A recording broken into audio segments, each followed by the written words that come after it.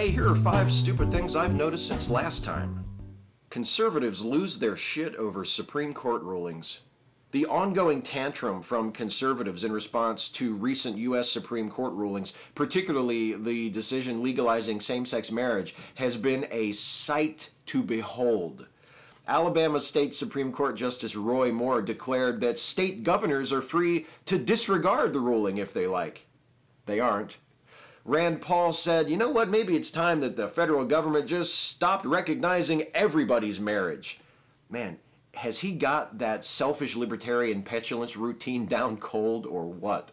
And Ted Cruz proposed that we begin subjecting Supreme Court justices to retention elections rather than simply appointing them to lifetime terms. Because, of course, the best way to fix the judiciary is to politicize it more.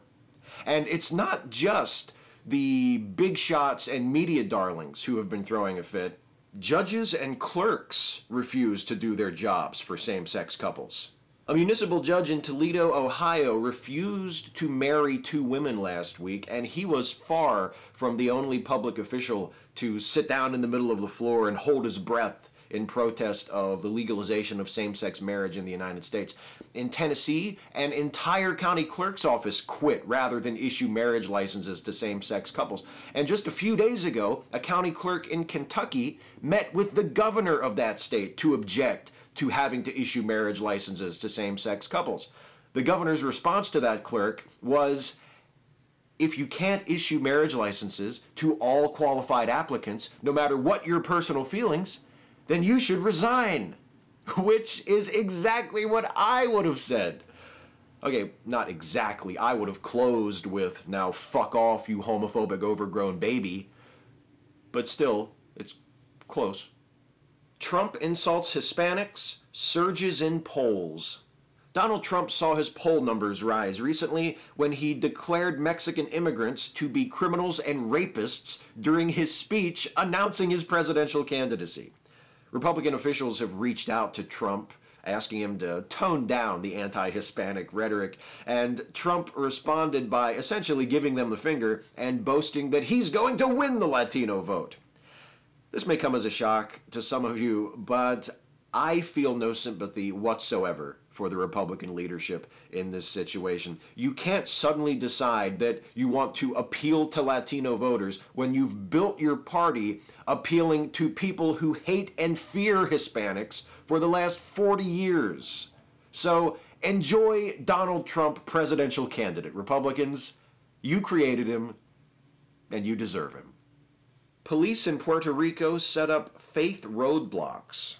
The group Ateístas de Puerto Rico, that's Atheists of Puerto Rico to English-speaking monoglots like myself, has filed complaints with multiple agencies of the Puerto Rican government in response to a so-called faith roadblock carried out by the police department of Barceloneta City on July 1st. During the roadblock, on-duty, in-uniform police officers pulled drivers over in order to proselytize and pass out evangelical Christian literature. This is just the sort of outrageous violation of church-state separation that could convince many more Republicans to support Puerto Rico's push to become a state. So, well played, Puerto Rico. Bill Cosby and the media's rape problem. So it turns out Bill Cosby admitted to buying drugs to give to women he wanted to rape. This according to documents from a 2005 civil case that were recently released.